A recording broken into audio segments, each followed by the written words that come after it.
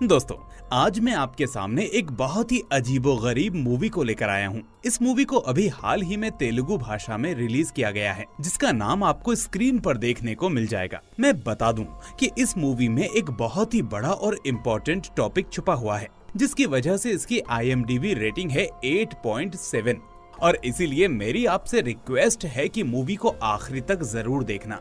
लेकिन आगे बढ़ने से पहले इस मूवी को लाइक और चैनल को सब्सक्राइब कर लेना।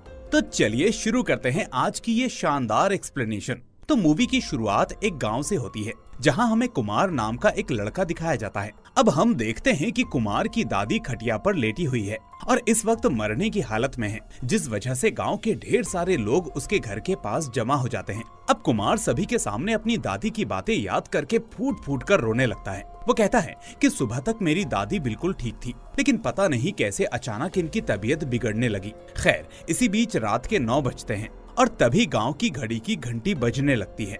अब ठीक 9 बजे वो बूढ़ी दादी जो मरने की हालत में थी, वो अचानक हरकत में आ जाती है और धीरे धीरे टीवी की तरफ इशारा करने लगती है। ये देखकर अब कुमार की बीवी फौरन टीवी ऑन करती है, ये सोचकर कि शायद वो उनकी आखिरी इच्छा हो। लेकिन जैसे ही वो टीवी ऑन करती है तो सभी देखते हैं कि सामने चैनल पर एक सीरियल शुरू होता है, जिसमें 2 मेन कैरेक्टर्स होते हैं, राजा बाबू और सीता। अब सीरियल में हमें दिखाया जाता है कि राजा बाबू अपनी बीवी सीता को खुशखबरी सुनाने के लिए घर आता है, लेकिन तभी वहाँ उसकी माँ उसे एक लेटर थमाकर बताती है कि बेटा, सीता तो सुबह से गायब है और उसका कुछ अता पता नहीं। फिर जब राजा उस लेटर को पढ़ता है तो उसमें लिखा होता है कि आप मेरी तलाश मत करिए, आपकी बीवी सीता। तो ये पढ़कर राजा बाबू के होश उड़ जाते हैं, जिसके बाद कैमरामैन बार बार उसके चेहरे पर जूम करने लगता है ताकि उसकी टेंशन साफ दिखे। खैर, अब सीन वापस से रियलिटी में आ जाता है, जहां ये ड्रामेटिक सीरियल देखकर कुमार की दादी अचानक अपनी खटिया से उठकर बैठ जाती है और फिर गुस्से में उस सीरियल के डायरेक्टर को गालियां देने लगती है कि और कितना खींचेगा इस सीरियल को, कब मिलवाएगा राजा बाबू और सीता को। तो इस तरह ये देखकर हमें समझ में आता है कि ये सीरियल गांव वालों में कितना पॉपुलर है। खैर, अब सीन यहाँ से शिफ्ट होता है और हमें श्रीनिवास नाम का एक लड़का दिखाया जाता है, जो कि उसी गांव में लोकल केबल टीवी चलाने का काम करता है। यहाँ हमें पता चलता है कि श्रीनिवास अपने चैनल पर एक मजेदार प्रोग्राम करता है और वो मूवी की एक वीडियो क्लिप दिखाकर लोगों से सवाल पूछता रहता है, जैसे मूवी में हीरोइन ने किस कलर का ड्रेस पहना था, किस कलर की बैंगल्स थी, तो जो सही जवाब देगा उसे गिफ्ट मिलेगा। लेकिन मजेदार बात ये होती है कि कोई भी ये गेम जीत नहीं पाता। तो इस तरह श्रीनिवास अपने केबल टीवी बिजनेस को चालू रखता है और लोगों को इससे जोड़े रखता है। इस तरह हम देखते हैं कि गांव के सारे घरों में सिर्फ उसकी ही केबल चलती है और उसके स्टाफ में सिर्फ 2 लोग हैं, एक तो खुद श्रीनिवास जो कि ओनर है और दूसरा उसका असिस्टेंट जो घर घर जाकर केबल लगाता है। अब सीन यहाँ से शिफ्ट होता है और इसके बाद हमें वेंकटेश नाम का लड़का दिखाया जाता है और उसकी बीवी का नाम होता है गायत्री। अब गायत्री की बात करें तो वो अपने पति की बहुत सेवा करती है, यानी वेंकटेश को बस इशारा करने की देर होती है कि इतने में गायत्री फट से वो चीज उसके सामने लाकर रख देती है, जबकि दूसरी तरफ वेंकटेश गायत्री की एक भी ख्वाहिश पूरी नहीं करता। इस तरह हम देखते हैं कि वेंकटेश अपनी बीवी गायत्री को हमेशा डोमिनेट करता रहता है और जो वो कहता है वही पत्थर की लकीर बन जाती है, जिसका गायत्री कभी कोई विरोध नहीं करती। अब सीन वापस से शिफ्ट होता है और हमें इस बार शाहजहां नाम के एक लड़के को दिखाया जाता है, जो कि उसी गांव में एक छोटी सी दुकान चलाता है और उसकी बीवी का नाम होता है फरीदा। अब फरीदा की बात करें तो उसको सीरियल्स का बहुत शौक होता है और वो जो भी सीरियल देखती है उसकी सारी कहानी अपने हस्बैंड को सुनाती रहती है। इतना ही नहीं, सीरियल की हीरोइन जो कपड़े पहनती है वही कपड़े वो शाहजहां से मंगवाती रहती है। इसके बाद सीन वापस से श्रीनिवास पर आता है, जहां वो और उसकी फैमिली एक लड़की को देखने उसके घर जाते हैं। यहाँ हमें पता चलता है कि उस लड़की को पहले से मालूम था कि आज उसको लड़के वाले देखने आएंगे, लेकिन फिर भी वो अपनी जॉब पर चली गई होती है। खैर, अब घर में सभी लोग उसके घर पर उसके आने का इंतजार कर रहे होते हैं और तभी थोड़ी देर बाद वो लड़की अपनी जॉब से वापस आ जाती है और यहाँ हमें इस लड़की का नाम पता चलता है, जो होता है श्रीवल्ली। खैर, अब श्रीनिवास की माँ उससे कहती है कि बेटा, अभी तुम ऑफिस से आई हो, जाओ थोड़ा रेडी होकर आ जाओ ना। लेकिन तभी इतने में श्रीनिवास अपनी माँ से कहता है, अरे माँ, इसकी कोई जरूरत नहीं, इसमें आधा घंटा और चला जाएगा, इसलिए सीधा काम की बात करते हैं। तो इसके बाद बड़े लोग दोनों को थोड़ी प्राइवेसी देते हैं ताकि वो एक दूसरे को जान सकें और अपनी जिंदगी के बारे में फैसला कर सकें। लेकिन अब मजेदार बात यह है कि प्राइवेसी मिलने के बाद भी ये दोनों एक दूसरे के बारे में कुछ भी नहीं पूछते, बल्कि वो सिर्फ पानी की टंकी के बारे में डिस्कस करने लगते हैं। पर फिर भी हम नोटिस करते हैं कि श्रीनिवास को श्रीवल्ली बहुत पसंद आती है, जिसके बाद वो वहाँ पर मुस्कुराकर हाँ कह देता है। लेकिन दूसरी तरफ घर वापस आकर श्रीनिवास की माँ उसे समझाती है कि बेटा वो लड़की हमारे घर में सेट नहीं होगी, तुमने देखा उसमें थोड़े से भी मैनर्स नहीं है। इस तरह वो श्रीनिवास को श्रीवल्ली की कुछ कमियां गिनाने लगती है। लेकिन तभी श्रीनिवास अपनी माँ से कहता है, अरे माँ वो पढ़ी लिखी लड़की है, आजकल की लड़कियां ऐसी ही होती हैं। अब तुम्हारे जमाने का कल्चर नहीं है जो तुम्हें सर्वगुण संपन्न बहू मिल जाए। तो इस तरह वो आखिर में अपने माँ बाप को इस शादी के लिए मना ही लेता है। इसके बाद सीन उसी लड़के कुमार के पास वापस आता है जिसकी दादी मूवी की शुरुआत में खाट पर पड़ी थी। खैर हम देखते हैं कि कुमार गांव में डीटीएच डिश टीवी लेकर आता है और फिर गांव के सारे लोगों को इकट्ठा करके डिश टीवी का प्रमोशन करता है। वो कहता है कि आए दिन केबल टीवी के तार टूटते रहते हैं, ऊपर से चैनल्स भी गिने चुने आते हैं, जबकि पैसा पूरा जाता है। इससे तो अच्छा है डीटीएच लगवाओ ताकि पैसा भी बचे और एंटरटेनमेंट भी पूरा मिले। अब ये सब देखकर श्रीनिवास को अंदर ही अंदर जलन होने लगती है, क्योंकि अब उसके बिजनेस में एक नया कॉम्पिटिटर आ गया होता है। लेकिन फिलहाल वो अपना मूड खराब नहीं करता, क्योंकि बहुत ही जल्दी उसकी शादी होने वाली है। फिर हम देखते हैं कि एक दिन श्रीनिवास अपने घर में एक नई टीवी लेकर आता है, और वो भी अपनी होने वाली दुल्हन श्रीवल्ली के लिए। और मूवी में इतने आगे लेकर आने के बाद डायरेक्टर साहब हमको ये दिखाते हैं कि श्रीनिवास, वेंकटेश और शाहजहां असल में लंगोटिये दोस्त हैं।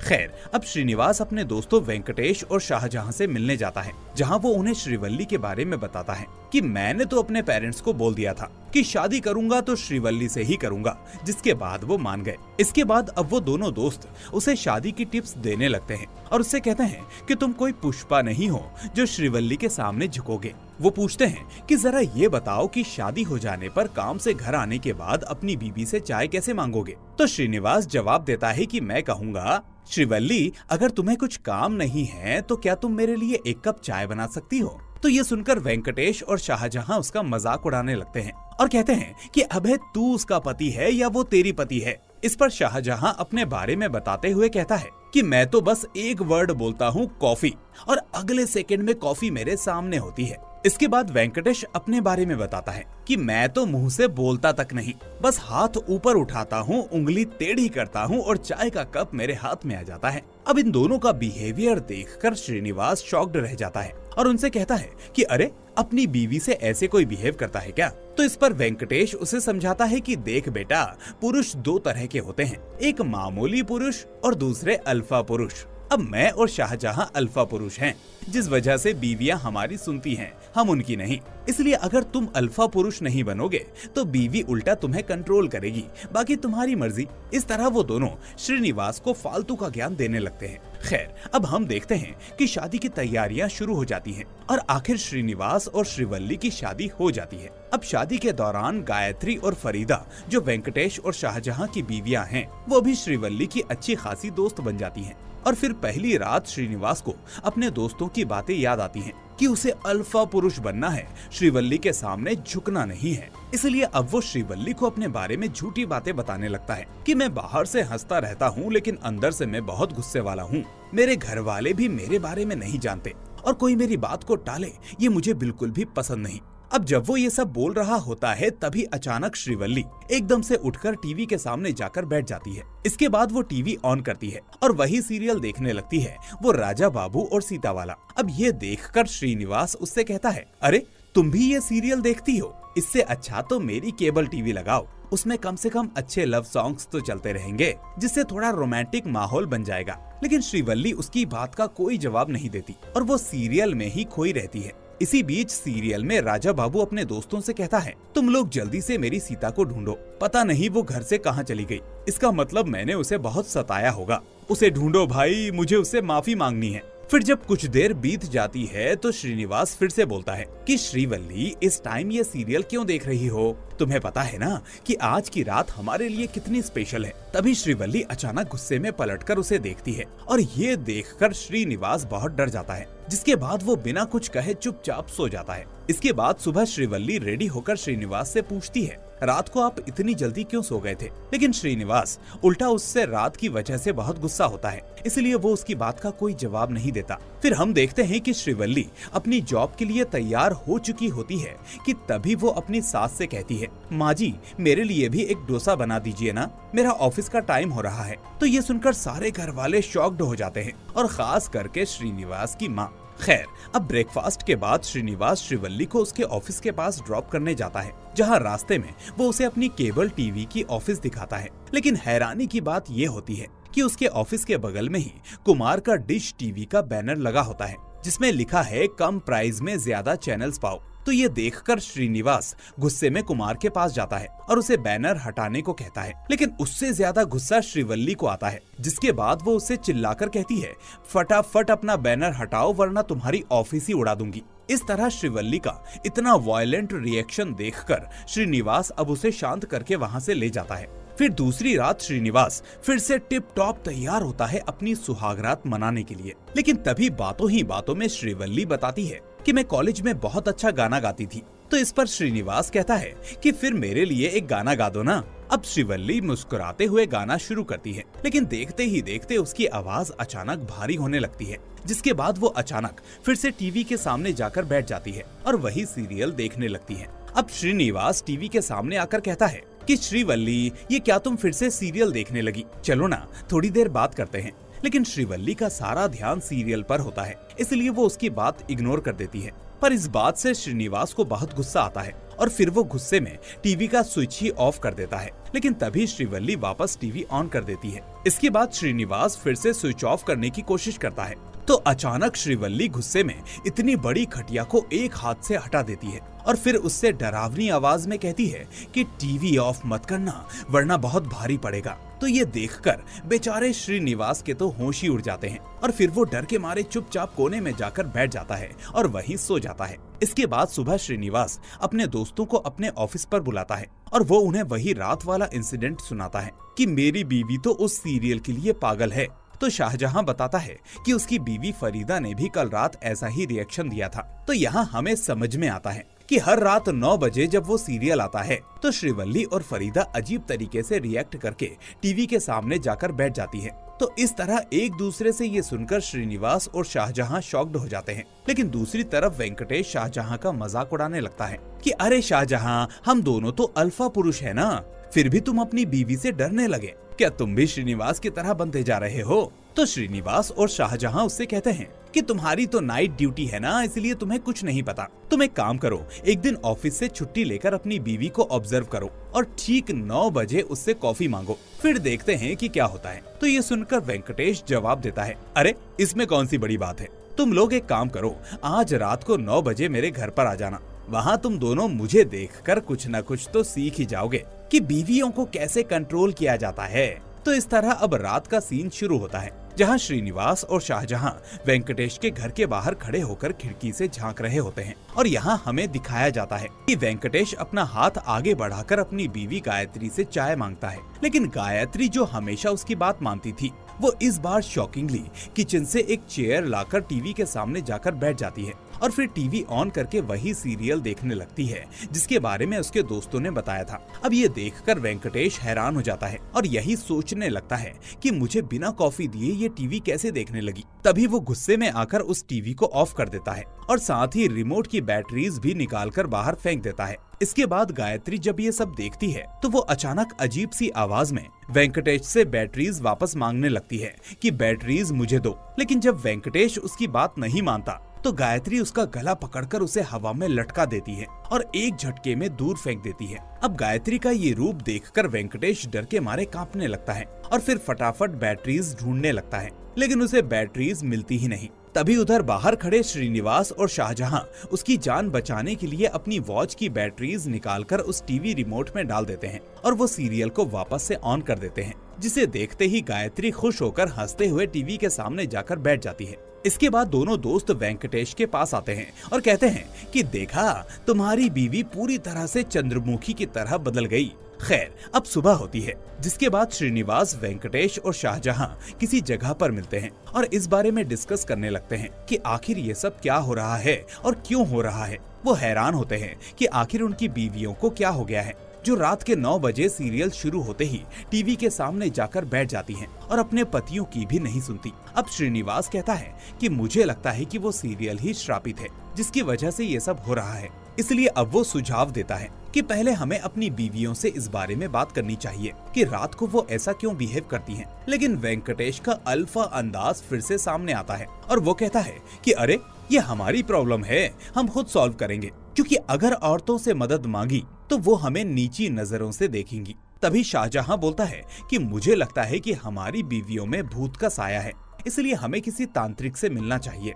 खैर, इसके बाद श्रीनिवास वापस अपने घर पहुंचता है, जहां उसकी माँ उससे पूछती है कि बेटा, तुम्हारे और श्रीवल्ली के बीच में सब कुछ ठीक तो है ना, कोई प्रॉब्लम तो नहीं? तो श्रीनिवास झूठ बोलते हुए कहता है कि हाँ माँ, सब ठीक है, लेकिन तुम ऐसा क्यों पूछ रही हो? तो वो बताती है कि असल में कल रात मैंने श्रीवल्ली को छत से कपड़े लाने को कहा था, लेकिन वो सीरियल में इतनी डूबी हुई थी कि मेरी बात सुनी ही नहीं। अब इसी बीच श्रीवल्ली वहाँ आ जाती है और तभी श्रीनिवास की माँ उसको देखकर अपनी बात पलट देती है। अब इन्हीं टेंशन्स की वजह से श्रीनिवास अपने काम पर ध्यान नहीं दे पाता और उसका केबल बिजनेस भी धीरे धीरे डूबने लगता है, क्योंकि उसके कस्टमर्स अब धीरे धीरे कम होते जा रहे हैं और उसकी वजह यह है कि सभी लोग अब कुमार की डिश टीवी ले रहे हैं। खैर, आज रात फिर से 9 बजते हैं, जिसके बाद श्रीनिवास किसी बहाने से श्रीवल्ली को घर से बाहर निकाल देता है। लेकिन शॉकिंग बात यह है कि पूरे गांव की यही हालत होती है, यानी गांव के सारे मर्द अपनी बीवियों के डर से बाहर घूम रहे होते हैं। और तभी हमें दिखाया जाता है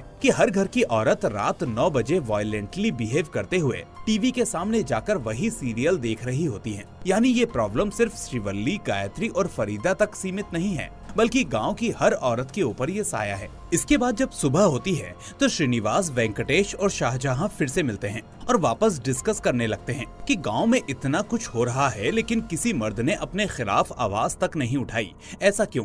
तभी हमें समझ में आता है कि श्रीवल्ली, गायत्री और फरीदा को लगने लगा है कि उनकी जिंदगी में कुछ बदलाव हो रहा है। उन्हें रात को कुछ मिसिंग फील होता है, लेकिन गांव का कोई भी मर्द अपनी बीवी से इस बारे में बात नहीं करता, बल्कि रात 9 बजे सब चुपके से अपने कमरे से बाहर निकल जाते हैं और बीवियों को टीवी के सामने छोड़ देते हैं। खैर, फिर एक दिन श्रीवल्ली श्रीनिवास के पास आती है और उससे पूछती है कि आप मुझसे ऐसे बिहेव क्यों कर रहे हैं? क्या आप मुझसे कुछ कहना चाहते हैं? असल में श्रीवल्ली समझ रही होती है कि वो घर का काम नहीं कर रही, इसीलिए श्रीनिवास और उसकी माँ उससे नाराज होंगे। वो कहती है कि मैंने बचपन से घर में कोई काम नहीं किया, इसलिए अगर आपकी माँ मुझे कुछ सिखा दे तो मैं सीख लूंगी, लेकिन आप लोग इस तरह मत कीजिए, मैं इस घर का हिस्सा हूँ, आप लोगों से अलग नहीं रह सकती। अब श्रीनिवास उसकी बात तो सुनता है, लेकिन उसके दिमाग में तो कुछ और ही चल रहा होता है। फिर अगले दिन श्रीनिवास वेंकटेश और शाहजहां को लेकर एक लेडी तांत्रिक के पास जाता है, क्योंकि अभी तक ये तीनों किसी नतीजे पर नहीं पहुंच पाए थे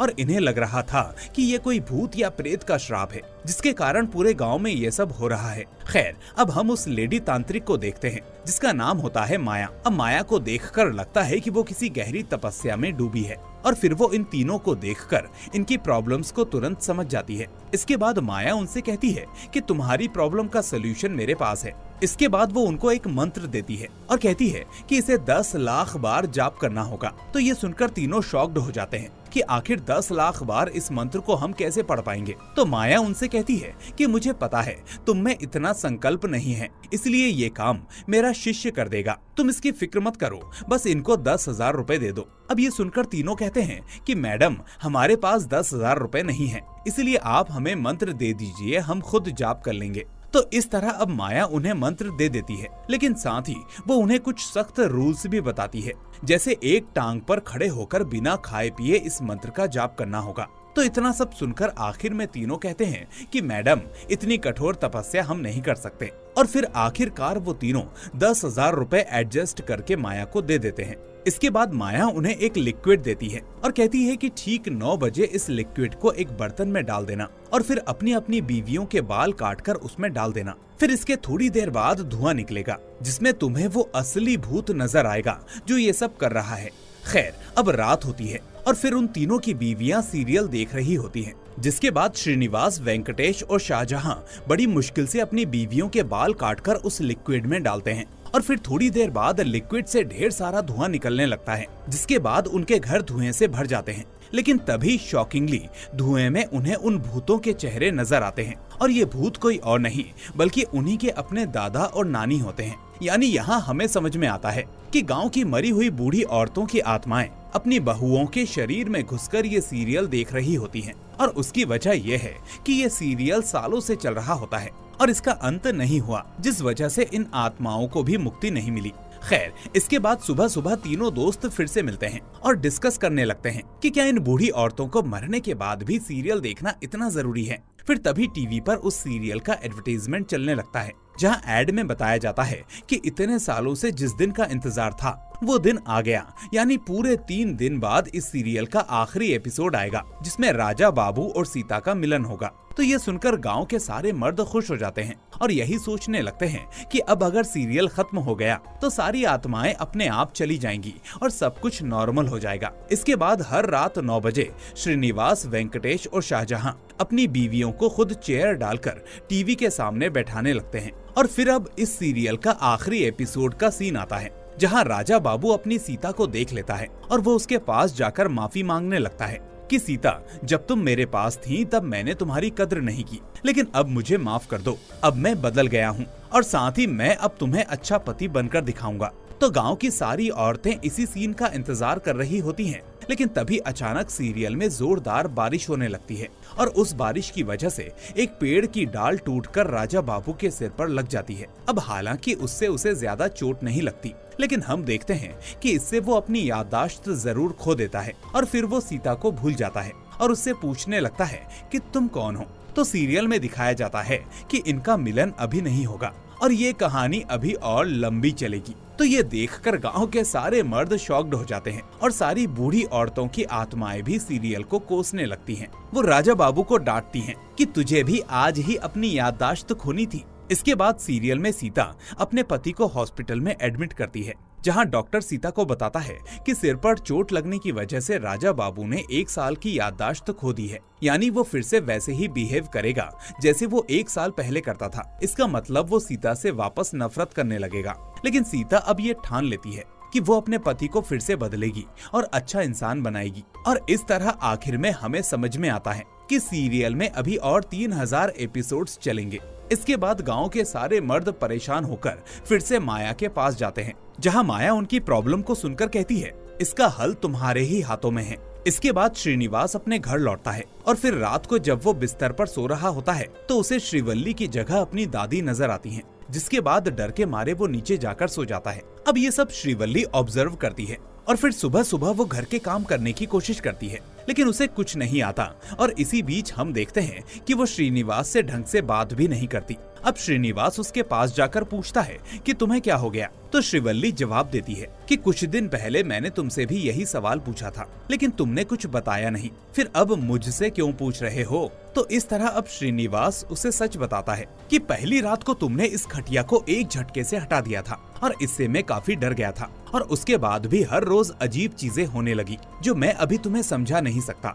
लेकिन अब श्रीवल्ली को ये सब सुनकर उसकी बातों पर यकीन नहीं होता। और इसी बीच अचानक श्रीवल्ली के शरीर में श्रीनिवास की दादी की आत्मा फिर से आ जाती है, जिसके बाद वो श्रीनिवास को डांटने लगती है कि मेरे सीरियल के बारे में कुछ मत बताना, वरना तुम्हारी खैर नहीं। इसके बाद हम देखते हैं कि अगले दिन श्रीवल्ली, गायत्री और फरीदा किसी जगह पर मिलती हैं और इस बारे में बात करती हैं, जहां श्रीवल्ली उन्हें वही सब बताती है जो श्रीनिवास ने उसे बताया था। अब गायत्री और फरीदा को भी अपनी रात की कोई बात याद नहीं होती, लेकिन उनके हस्बैंड्स ने उन्हें कुछ बताया भी नहीं होता। यानी सिर्फ श्रीनिवास ने श्रीवल्ली को सब सच बताया था। लेकिन अब श्रीवल्ली की बात सुनकर गायत्री और फरीदा को भी उसकी बात पर यकीन नहीं होता। फिर थोड़ी देर बाद हम देखते हैं कि वेंकटेश और शाहजहां श्रीनिवास के पास आते हैं और उसे डांटने लगते हैं कि तुमने अपनी बीवी को सब कुछ बता दिया, तुम कैसे आदमी हो यार। तुम्हें पता है कि अब हमारी बीवियां हमसे इस बारे में पूछ रही हैं, जबकि हमने डिसाइड किया था कि हम लोग किसी औरत से ये बात शेयर नहीं करेंगे।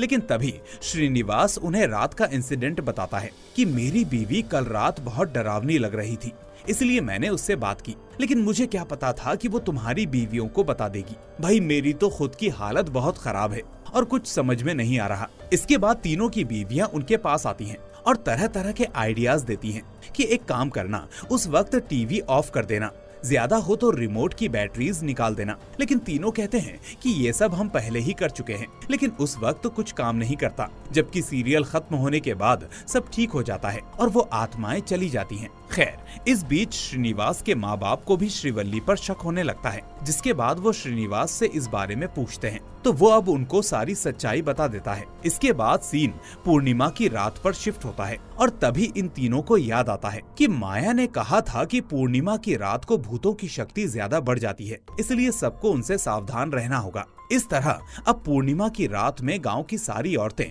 वही सीरियल देख रही होती हैं और सीरियल में राजा बाबू अपनी बीवी सीता को बहुत टॉर्चर कर रहा होता है। अब इसे देखकर सारी आत्माएं जो औरतों के शरीर में होती हैं, वो बहुत गुस्सा हो जाती हैं। अब उनके गुस्से की वजह से घर का सारा सामान हिलने लगता है और यहाँ हमें समझ में आता है कि माया ने सही कहा था कि पूर्णिमा की रात को भूतों की शक्तियाँ बढ़ जाती हैं। खैर, फिर अगले दिन श्रीनिवास, वेंकटेश और शाहजहां वापस से मिलते हैं और वो एक दूसरे को बताते हैं कि रात को उनकी बीवियों ने उनकी बहुत पिटाई की, क्योंकि सीरियल में राजा बाबू अपनी बीवी को मार रहा था।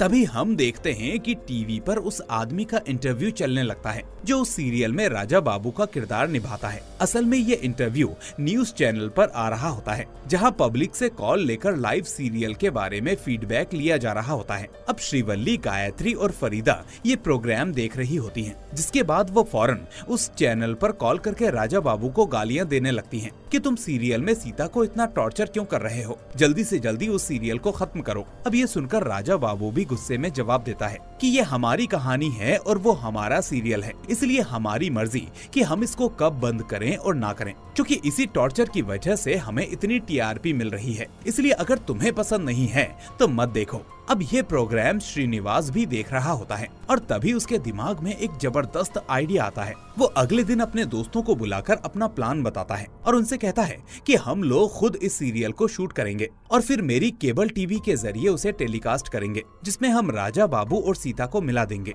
और इस सीरियल को दी एंड कर देंगे, जिसके बाद इन आत्माओं को मुक्ति मिल जाएगी। तो अब दोनों दोस्तों को उसका ये आइडिया बहुत पसंद आता है और वो भी इसके लिए हाँ कह देते हैं। फिर अगले दिन ये तीनों एक लोकल डायरेक्टर और कैमरामैन से मिलते हैं, जहां हमें पता चलता है कि ये डायरेक्टर पहले एक मूवी बना चुका है। इसके बाद वो लोग उसे सीरियल दिखाकर स्टोरी समझाते हैं और कहते हैं कि फाइनल एपिसोड में राजा बाबू और सीता का मिलन होना चाहिए। तो ये सुनकर डायरेक्टर कहता है कि ठीक है, इसमें कौन सी बड़ी बात है, मिला देंगे दोनों को। इसके बाद वो दो लोकल एक्टर्स को अरेंज करते हैं और एक एपिसोड शूट करने लगते हैं। इसके बाद उसी रात को ठीक 9 बजे श्रीनिवास अपनी केबल के जरिए वो फेक एपिसोड प्ले करता है और हैरानी की बात ये होती है कि उनका ये एपिसोड जबरदस्त हिट हो जाता है, जिसकी वजह से श्रीनिवास का बिजनेस फिर से पीक पर पहुंच जाता है। इसलिए अब गांव वाले कुमार की डिश टीवी हटाकर दोबारा श्रीनिवास की केबल लगवा लेते हैं और इसके बाद वो लोग एक और एपिसोड की प्लानिंग करने लगते हैं। इस बार वो सोचते हैं कि हीरो हीरोइन को इतनी जल्दी नहीं मिलाना चाहिए और साथ ही मिलने से पहले उनके पास कोई बड़ी वजह होनी चाहिए।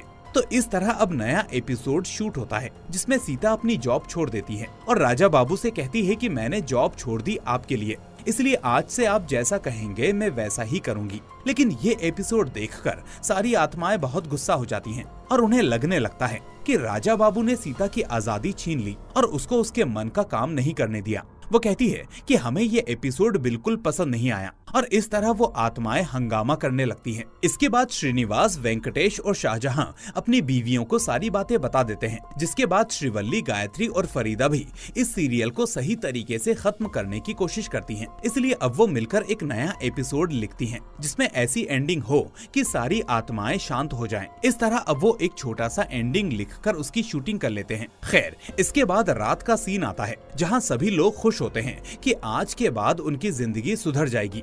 अब श्रीनिवास के घर में उसके माँ बाप श्रीवल्ली के बगल में बैठते हैं और उस वक्त वो थोड़ी सावधानी बरतते हैं, क्योंकि श्रीनिवास की दादी की आत्मा श्रीवल्ली में होती है। लेकिन जब वो टीवी ऑन करते हैं तो स्क्रीन पर नॉइज आने लगती है, यानी सीरियल शुरू होने में बस 5 मिनट्स बाकी होते हैं। अब ये देखकर गाँव के सारे मर्द डर के मारे घर से बाहर चले जाते हैं और इधर घर के लोग श्रीवल्ली के हाथ पैर तक बांध देते हैं। फिर ठीक 9 बजे सारी आत्माएं हंगामा करने लगती हैं क्योंकि सीरियल नहीं आ रहा होता। लेकिन इतने में श्रीनिवास, वेंकटेश और शाहजहां अपने केबल ऑफिस पहुंचते हैं और देखते हैं कि वहां कुछ सामान मिसिंग है, जिस वजह से सीरियल नहीं चल रहा। फिर उन्हें समझ में आता है कि ये सब असल में कुमार का कारनामा है। दरअसल श्रीनिवास की वजह से कुमार का बिजनेस डाउन हो गया था, इसलिए उसने बदला लेने के लिए श्रीनिवास के ऑफिस में जाकर उसका केबल बॉक्स फेंक दिया था, जिससे सीरियल नहीं चल पाया। इसके बाद श्रीनिवास गांव वालों से कहता है कि सारे अपने घर की टीवी लेकर ग्राउंड में आ जाओ। तो इस तरह वो लोग ग्राउंड में टीवी को लगाकर उस आखिरी एपिसोड का वीडियो प्ले करते हैं।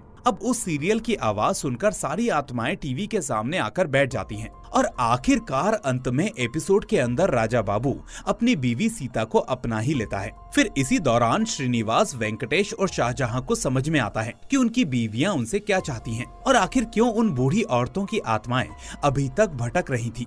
वो समझ जाते हैं कि सभी के आदमियों ने उनके ऊपर डोमिनेशन किया होगा, जिस वजह से वो हमेशा दबकर रही होंगी। और यही वजह थी कि वो सीता को सीरियल में खुश देखना चाहती थी, क्योंकि वो खुद कभी खुश नहीं रह पाई थी। लेकिन जब राजा बाबू उसको अपना लेता है तो आखिर में उन्हें भी शांति मिल जाती है। खैर, इसके बाद एपिसोड खत्म होता है और स्क्रीन पर दी एंड का टाइटल कार्ड दिखता है, जिसके बाद सारी आत्माएं शांत हो जाती हैं और मुक्त होकर वहां से हमेशा हमेशा के लिए चली जाती हैं। खैर, इसके बाद श्रीनिवास, वेंकटेश और शाहजहां अपनी बीवियों से बहुत प्यार करने लगते हैं और हर काम में उनकी मर्जी पूछने लगते हैं। तभी हमें समझ में आता है कि इस पूरे वाकये ने उन्हें अपनी बीवियों की वैल्यू समझा दी। लेकिन कहानी में एक आखिरी ट्विस्ट बाकी है, क्योंकि हम देखते हैं कि एक रात कुमार रोते हुए श्रीनिवास के पास आता है और उससे कहता है कि भैया, मुझे भी अपनी केबल दे दो ना, क्योंकि मेरी दादी इस दुनिया से चली गई और अब वो मेरी बीवी के शरीर में घुसकर वही सीरियल देख रही हैं। तो इस तरह हमें पता चलता है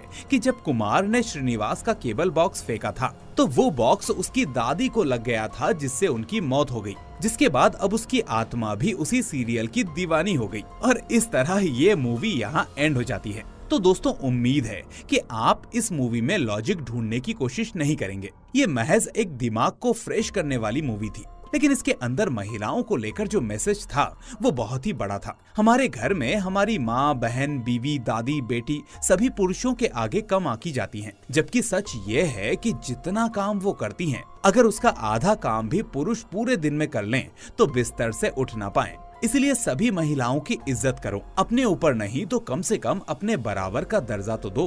खैर, तो दोस्तों, आपको ये मूवी कैसी लगी मुझे कमेंट करके जरूर बताएं। साथ ही इस वीडियो को लाइक करके अपने दोस्तों के साथ शेयर कर दें और अगर आप नए हैं तो चैनल को सब्सक्राइब करके नोटिफिकेशन बेल को भी दबा दें ताकि कोई भी वीडियो आपसे मिस ना हो। अब मैं फिर से मिलूंगा आपसे ऐसी ही एक शानदार मूवी के साथ। Till then, take care and thanks for watching.